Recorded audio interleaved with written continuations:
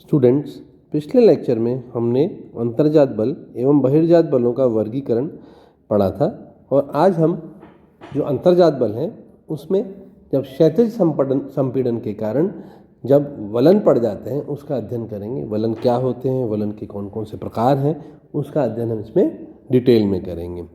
तो अगर हम डेफिनेशन देखें हमारी, तो पृथ्वी के जो अंतर्जात बल हैं उनमें उत्पन्न जब क्षैतिज संचलन होता है उसके कारण क्या होता है कि भूपटलीय जो चट्टानें होती हैं उनमें संपीड़न की स्थिति उत्पन्न होती है और संपीड़न की स्थिति उत्पन्न होने पर उस पर लहरनुमा मोड़ पड़ जाते हैं।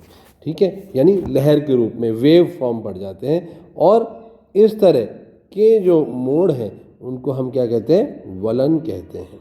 ठीक है, तो क्या डेफिनेशन हुई वलन की कि जब अंतर्जात बलों के क्षैतिज संचलन, अंतर्जात बलों के कारण उत्पन्न क्षैतिज संचलन से जब लहरनुमा मोड़ पड़ जाते हैं संपीड़न के कारण, तो उन्हें हम वलन कहते हैं।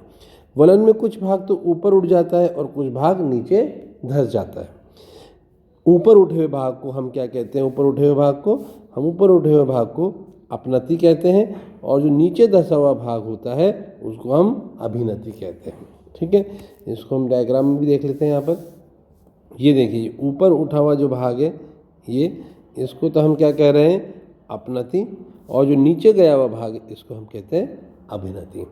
इसी तरह अगर इस डायग्राम में हम देखें तो ये वाला जो दिख रहा है ना आपको अक्ष, जो इसके बीच में से निकलता है, एक काल्पनिक अक्ष है, एक काल्पनिक तल मान लेते हैं हम, जो कि जो वलन है उसके शीर्ष भाग से होकर निकलता है, तो उसे तो हम अपनतीय अक्ष कहते हैं। और जो वलन है उसके अभिनति के बिल्कुल सेंटर में से जो तल या प्लेन निकलता है उसे हम क्या कहते हैं, अभिनतीय अक्ष। तो इसको तो हम सिंक्लिनल प्लेन या अभिनतीय तल कहते हैं। ये वाला, ये पूरा प्लेन है कि ये प्लेन एरिया, और इसको हम एंटीक्लाइनल एक्सिस या अपनतीय अक्ष कहते हैं। अब आगे बढ़ते हम। वास्तव में जो वलन होता है वह वृहद संवलन हमने पढ़ा था पिछले लेक्चर में। जब बहुत बड़े एरिया में बड़े लंबे मोड़ पड़ जाते हैं उन्हें हम वृहद संवलन कहते हैं। और वृहद संवलन का ही जो छोटा रूप है, लघु रूप है, उसको हम क्या कहेंगे, वलन कहेंगे।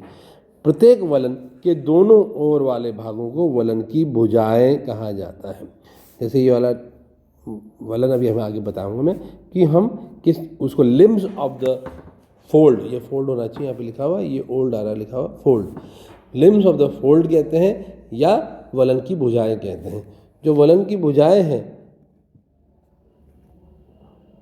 उनके बीच में दोनों वलन की जो दोनों भुजाएं हैं उनके बीच में अपनति के उच्चस्थ व अभिनति के निम्नस्थ भागों से गुजरने वाली कल्पित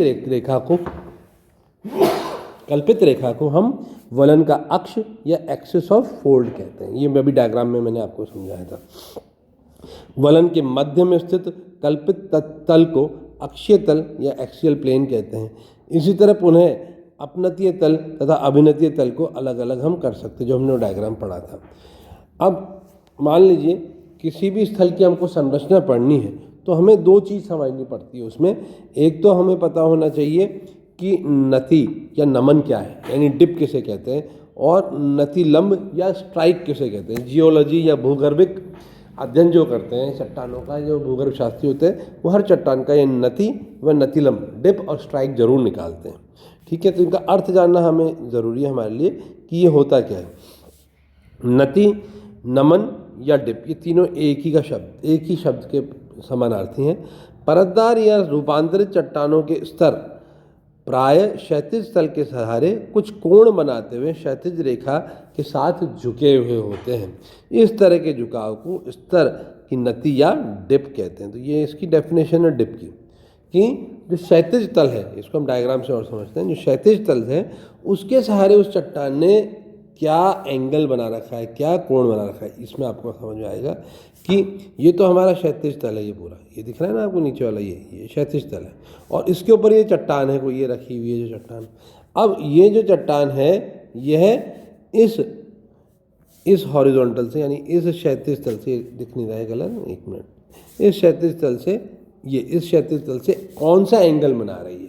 तो ये जो एंगल बन रहा है इन दोनों के बीच में, ये जो कोण बन रहा है, ये नति या क्या कहलाता है, डिप कहलाता है या नमन कहलाता है। यानी सीधे शब्दों में किस एंगल पे चट्टान झुकी हुई क्षैतिज तल के सहारे रखी हुई है। ठीक है, इसे हम क्या कहते हैं, नति कहते हैं। ठीक है, नेक्स्ट हम देखें, नति से दो बातें स्पष्ट होती हैं। प्रथम तो क्या बात स्पष्ट होती है, नति चट्टानों की परत तथा क्षैतिज तल के बीच के ढाल के कोण को प्रदर्शित करती है। जो इसकी डेफिनेशन है कि नति किसको प्रदर्शित करती है, चट्टान की ढाल तथा क्षैतिज तल के बीच के कोण को प्रदर्शित करती है।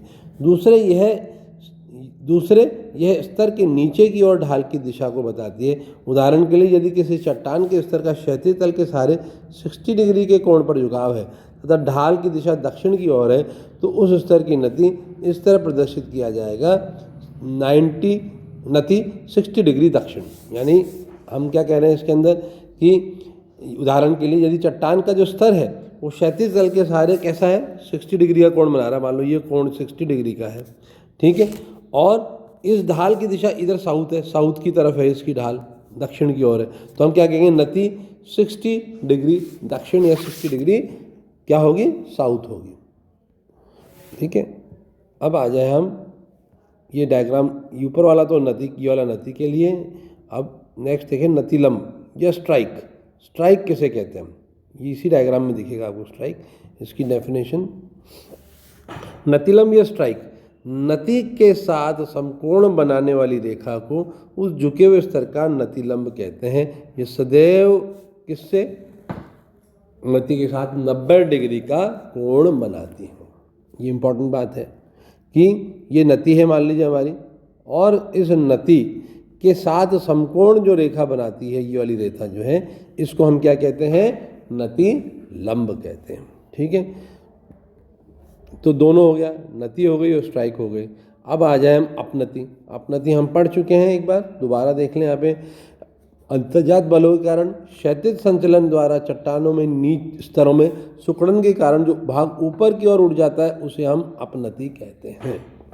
ठीक है, साधारण अपनति दोनों भुजाओं में चट्टानों के स्तरों का झुकाव विपरीत दिशा में होता है, और कभी कभी वलन इतना अधिक हो जाता है कि अपनति का कोण अत्यधिक हो जाता है और ढाल खड़े होते हैं। अपनति हम पढ़ चुके हैं, क्या होता है, ऊपर उठे हुए भाग को कहते हैं, ये ऊपर उठे हुए भाग को कहते हैं अपनति कहते हैं। ठीक है, और इसमें दोनों भुजाओं में चट्टानों के स्तर का एक का झुकाव इस तरफ है और एक का झुकाव इस तरफ है, दोनों का झुकाव अलग अलग दिशा में है। ठीक है, वलन कभी कभी इतना ज़्यादा हो जाता है, मतलब बहुत ज़्यादा वलन के अंदर आता है, तो दोनों का ढाल ऐसा वलन जो है वो ऐसे खड़े ढाल वाला भी हो जाता है। नेक्स्ट, जब अपनति दोनों ढाल बराबर होते हैं तो उसे सममित अपनति या सिमेट्रिकल एंटीक्लाइन कहते हैं, परंतु ढालों के असमान होने पर असममित अपनति भी कहा जाता है। मतलब मान लीजिए दोनों तरफ के ढाल बिल्कुल बराबर हैं, ये अक्ष है और इधर भी उतना ही ढाल है, इतना भी इधर भी उतना ही ढाल है, तो उसे तो हम सिमेट्रिकल एंटीक्लाइन कहेंगे या सममित अपनति कहेंगे। ठीक है, लेकिन अगर दोनों ओर के ढाल अलग अलग है, एक ढाल थोड़ा खड़ा है और एक थोड़ा मंद है, तो इसको हम क्या कहेंगे, असममित या एसिमेट्रिकल एंटीक्लाइन कहेंगे हम इसे। ठीक है, अब अभिनति के पास आ जाए। अभिनति या सिंक्लाइन, क्षैतिज संचलन द्वारा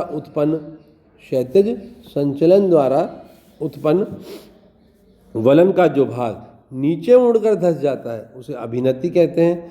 ठीक है, फिर समअपनति क्या होगा, एंटीक्लाइनोइड की बात करें हम, एंटीक्लाइनोरियम। वलित पर्वतीय क्षेत्रों में समअपनति देखने को मिलती है, सम प्लस अपनति।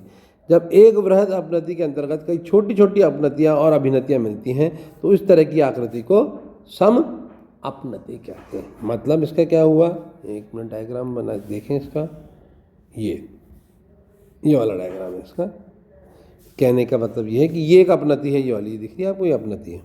एक अपनति के अंदर कई अभिनतियाँ और अपनतियाँ पाई जाती हैं इस तरह से, तो इसको हम कहते हैं एंटीक्लाइनोरियम या समअपनति। और इसके विपरीत दूसरा क्या है, अगर कोई अभिनति है, ये अभिनति है और इसके अंदर भी क्या पाई जा रही है, अभिनतियाँ और अभिनतियाँ पाई जा रही हैं छोटी छोटी, तो इसको हम सिंक्लोनोरियम या समअभिनति कहते हैं। तो दो टर्म हो गए, एक तो समअपनति और एक है समअभिनति, दोनों।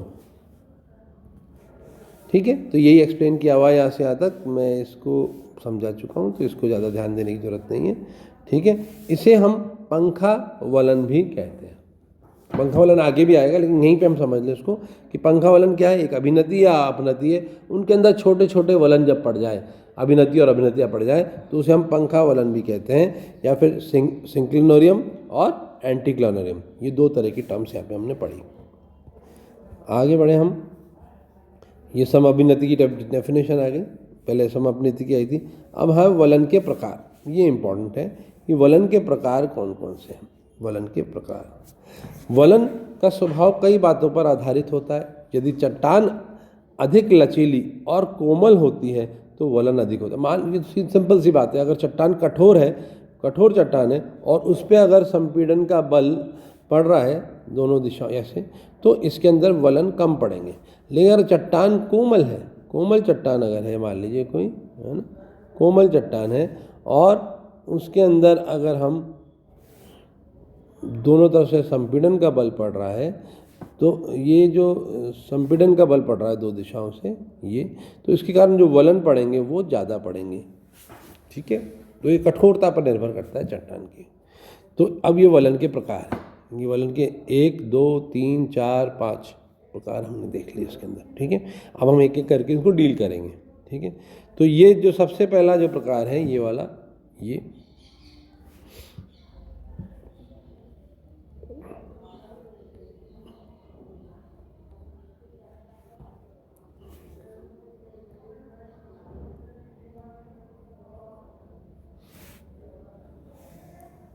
वलन में पर्याप्त अंतर होते हैं। सामान्य वलन की दोनों भुजाओं के झुकाव बराबर होते हैं, सामान्यतः अगर नॉर्मल हम किसी फोल्ड की बात कर रहे तो, परंतु वास्तविकता में यह है कि वलन की दो भुजाओं के झुकाव अलग अलग होते हैं। अब मतलब हम नॉर्मली तो जब डायग्राम बनाते हैं तो वलन ऐसा बना देते हैं, दोनों का झुकाव बराबर बना देते हैं, लेकिन वास्तविकता में वलन के कई प्रकार अंतर मिलते हैं, और उनके झुकाव जो अलग अलग होते हैं दो भुजाओं के, उसके आधार पर इसका वर्गीकरण किया गया है। तो हम इसको निम्न भागों में विभाजित कर सकते हैं: सम्मित वलन, असम्मित वलन, एक दिग्नत वलन, समनत वलन व परिवर्तित वलन। ये सब वलन के प्रकार हैं। अब पहला आ जाए सम्मित वलन। सिमेट्रिकल, नाम जैसा है, मतलब समान रूपी वलन दिखता है, उसका रूप एक समान होता है। साधारण प्रकार के वलन को सम्मित वलन भी कहते हैं। ठीक है, उसको हम सम्मित वलन भी कहते हैं। जैसा कि सम्मित वलन के अर्थ सही स्पष्ट हो जाता है, इसमें समानता होती है और दोनों भुजाओं का झुकाव बराबर होता है। यह एक खुला हुआ वलन है, ये हम बाद में भी पढ़ेंगे खुला वलन क्या होता है और बंद वलन क्या होता है, यह आएगा बाद में, हम उसको डिटेल में पढ़ेंगे वहाँ पर। लेकिन खुला वलन का प्रकार है। ठीक है, सम्मित वलन, असम्मित वलन, ये डायग्राम में भी आपको मैं थोड़ा इसको बताना भूल गया, फोटोग्राफ में। ये देखिए, ये डायग्राम देखिए, ये सम्मित वलन का है। दोनों तरफ की भुजाएं एकदम सिमेट्रिकल हैं, बिल्कुल बराबर कोण मिल रहा है यहाँ पे हमको, ये देखिए, है ना, इधर भी कोण वही है और इधर भी कोण वही है। तो इस प्रकार का जो वलन होता है उसे हम सम्मित वलन कहते हैं। राइट, ठीक है, आगे बढ़ते हैं अब हम। असम्मित वलन। असम्मित वलन क्या है? असम्मित वलन या असिमेट्रिकल फोल्ड, इस तरह के वलन की दोनों भुजाओं में असमानता होती है। एक भुजा साधारण झुकाव वाली होती है जिसका ढाल क्रमशः मतलब ज़्यादा नहीं होता है, जबकि दूसरी भुजा छोटी होती है और उसका झुकाव अधिक होता है। इस दोनों तरह की भुजाओं की लंबाई और झुकाव में अंतर होता है। ठीक है, मान लीजिए यहाँ बना के दिखाता हूँ मैं आपको। मान लीजिए ये तो छोटी होगी एक भुजा और एक दूसरी भुजा लंबी होगी। इसका ढाल तो मंद है और इसका ढाल इसकी तुलना में अगर एंगल निकालें तो इसका तो मंद है और इसका तीव्र है। ठीक है, तो ये इस तरह का जो वलन होगा उसको हम क्या कहते हैं? असममित वलन। ठीक है, असममित वलन ऊपर भी देख लेते हैं हम, है क्या यहाँ पर डायग्राम में हमारे, जस्ट अ मिनट।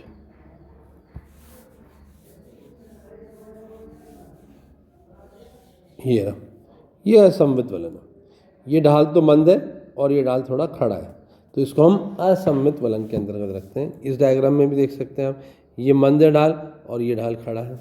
ठीक है, ये देखिए, ये ढाल तो मंद है और ये ढाल खड़ा है, तो इसलिए ये असममित वलन का प्रकार है। आगे बढ़ते हैं हम। नेक्स्ट, एक दिग्नत वलन, मोनोक्लिनल फोल्ड। जब किसी वलन की एक भुजा का झुकाव साधारण तथा ढाल क्रमशः का मतलब है कि धीरे धीरे जो आगे बढ़ता है, और दूसरी भुजा का झुकाव समकोण बनाता हुआ होता है तथा ढाल एकदम खड़ा होता है, तो उसे एक नत या एक दिग्नत वलन कहा जाता है। एक नत या एक दिग्नत वलन कहा जाता है।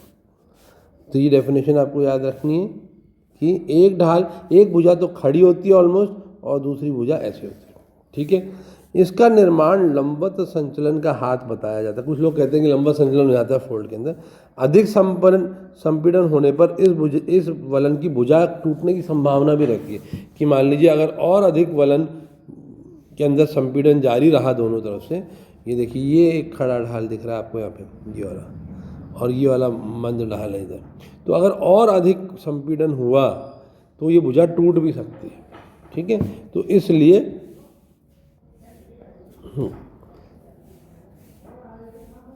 इसके टूटने पर भ्रंश का निर्माण हो सकता है।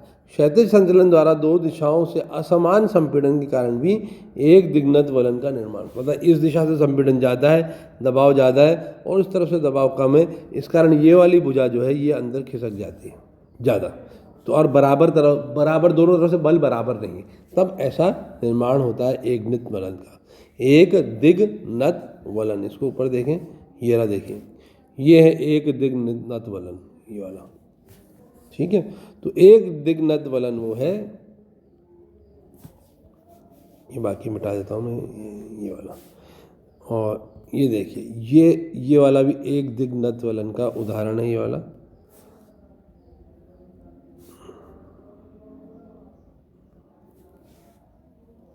ये वाला, ये ढाल मंद है, ये ढाल देखिए कितना खड़ा है, दिख रहा है ना आपको। तो इसका मतलब क्या हुआ कि ये ढाल इसलिए खड़ा है क्योंकि इधर से संपीड़न ज़्यादा है और इधर से संपीड़न कम है तुलनात्मक रूप से। ठीक है, चलिए नेक्स्ट आगे बढ़ते हैं। हम कहाँ पर थे?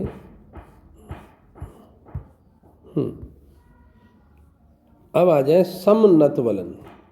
समनत वलन से मतलब यानी आइसोक्लिनल फोल्ड। आइसो शब्द जहाँ पर भी आ जाए उसका मतलब होता है बराबर।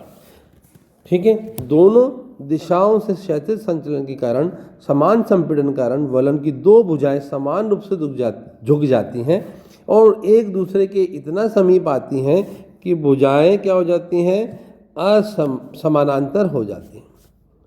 ठीक है, भुजाएं क्या हो जाती है, समानांतर हो जाती हैं और एक दूसरे के बहुत निकट आ जाती है। इधर ध्यान दें आप, ये देखिए इस जगह पे ध्यान दें कि इधर से भी दबाव पड़ रहा है, इधर से भी पड़ रहा है, और दोनों तरफ से बराबर संचलन है, दबाव बराबर है और लगातार चल रहा है। तो दोनों भुजाएं जो काफ़ी पास आ गई हैं, देखिए काफ़ी पास आ गई हैं और लगभग क्या हो गई हैं, एक दूसरे के समानांतर हो गई, बराबर हो गई। तो ऐसी दशा में ऐसा जो क्रिया होती है उस समय जो फोल्ड बनते हैं, उसे जो वलन बनता है उसे हम समनत वलन कहते हैं। ये समनत वलन का ही उदाहरण है ये भी। अब आ जाए हम परिवलित या श्यान वलन, रिकम्बेंट फोल्ड। इंपॉर्टेंट है, एग्जाम में काफ़ी बार पूछा जाता है। परिवलित वलन, रिकम्बेंट फोल्ड या श्यान। श्यान का मतलब स्लीपिंग, सो रहा हो जैसे। ठीक है, जब क्षैतिज संचलन अत्यधिक तीव्र, यहाँ पे स्पेलिंग मिस्टेक है, जहाँ क्षैतिज संचलन अत्यधिक तीव्र होता है तो अत्यधिक संपीड़न के कारण इतना अधिक वलन हो जाता है कि वलन की दोनों भुजाएं परस्पर समानांतर होती हुई क्षैतिज दिशा में हो जाती हैं। इम्पॉर्टेंट, अगेन वेरी इम्पॉर्टेंट, कि एक बार इसको मिटा दूं फिर दोबारा आपको स्पष्ट करता हूँ इसको वहाँ पे।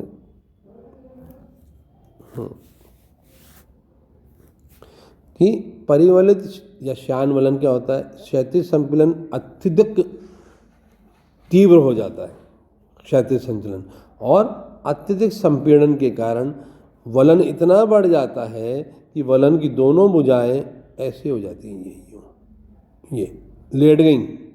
ठीक है, और हॉरिजॉन्टल हो जाती हैं, क्षैतिज दिशा में हो जाती हैं, जैसे कि आपको इस एग्जाम्पल में देखने को मिल रहा है। ये देखिए आप, ये बिल्कुल ये श्यान वलन का बहुत बढ़िया उदाहरण है।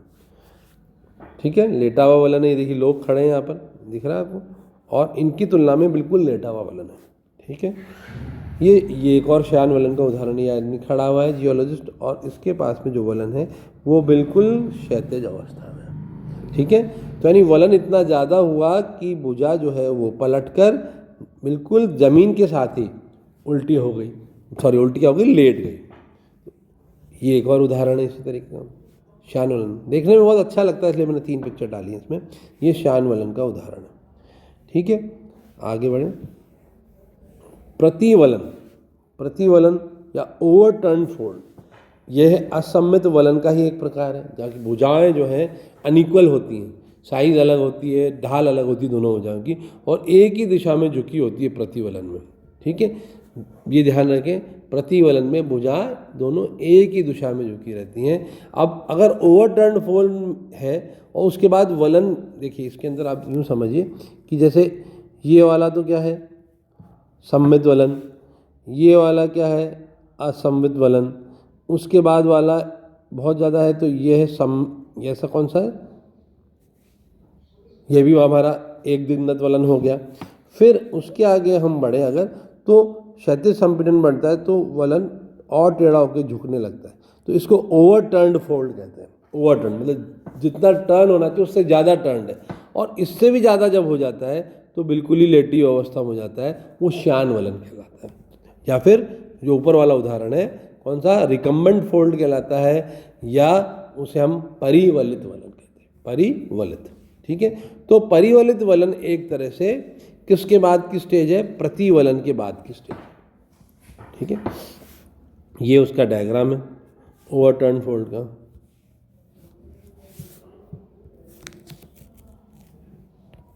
ये वाला, ये ओवरटर्न फोल्ड का डायग्राम है। देखिए एक भुजा जो है इसमें छोटी है, और एक भुजा जो है वो उसकी ढाल लंबी भी है भुजा और ढाल भी मंद है, लेकिन साथ ही ये जो पूरी जो टोपोग्राफी है, जो पूरी चट्टान है या जो भी क्षैतिज जो संरचना है, उसकी तुलना में ये लेटा हुआ है, झुका हुआ है। ये एंगल बन रहा है यहाँ पे किसके साथ, मेन बेड रॉक है जो हमारी चट्टान है उसके साथ, तो इसलिए ये ओवरटर्न फोल्ड के अंदर आता है। फिर है अवनमन वलन या प्लंजिंग फोल्ड कहलाता है। ये डायग्राम मैंने बना रखा, मान लीजिए ये तो हमारी क्या है, संरचना है चट्टान की।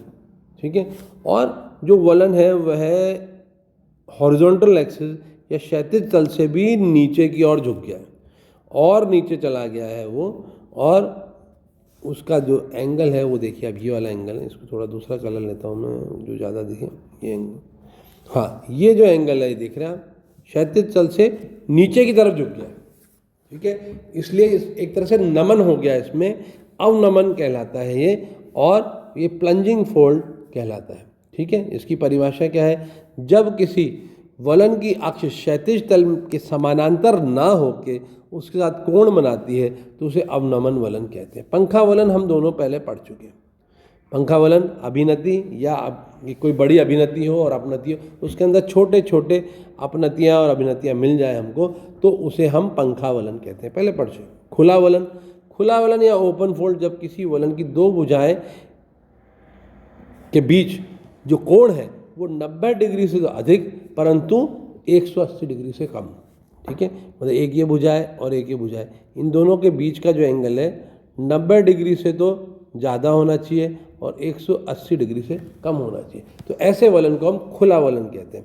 और बंद वलन में क्या होता है कि दो जो भुजाएं होती हैं उनके बीच का जो कोण है ये 90 डिग्री से कम पाया जाता है, 90 डिग्री से कम पाया जाता है जो एंगल है।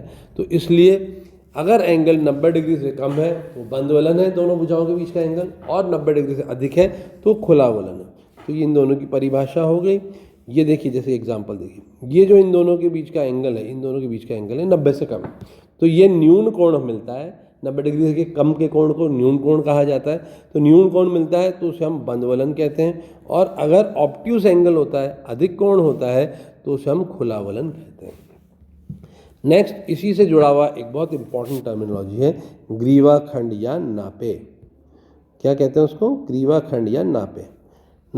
ग्रीवाखंड या नापे तीव्र क्षैतिज संचलन तथा संपीड़न का परिचायक है। ऐसे क्षेत्रों में मिलता है जहाँ पे कि वलित पर्वत का निर्माण हुआ हो, लंबे समय तक संचलन होता रहा हो और संपीड़नात्मक गतिविधि बहुत अधिक रही हो, तो वहाँ पर ये मिलता है। परिवलन मोड़ में दोनों भुजाएं समानांतर और क्षैतिज होती है। जब संपीड़न अधिक होने लगता है तो परिवलन मोड़ का एक खंड खिसककर दूसरे खंड पर चढ़ जाता है। इस क्रिया को थ्रस्ट कहते हैं। जिस तल के सारे उत्क्रम होता है उसे उत्क्रम तल कहते हैं।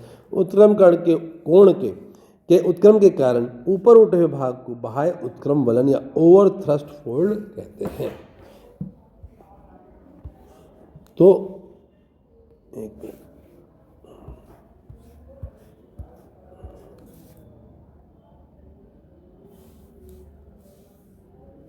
तो यहाँ पर हमारा जो आज का लेक्चर है वो समाप्त होता है और हमने इसको ग्रीवाखंड पे अभी ख़त्म किया है। अब ग्रीवाखंड को कल मैं डिटेल में और पढ़ाऊँगा अगले लेक्चर में, तो हम उसको समझेंगे कि ग्रीवाखंड या नापे होता क्या है, कैसे कैसे बनता है और क्या उसमें क्रियाएं होती हैं। ठीक है, तो मैं उम्मीद करता हूँ आपको आज वलन ठीक से समझ में आया होगा। अब वलन के प्रकार को आप अध्ययन करें। कोई भी आपको प्रॉब्लम हो तो कमेंट बॉक्स में आप पूछ सकते हैं। Thank you so much.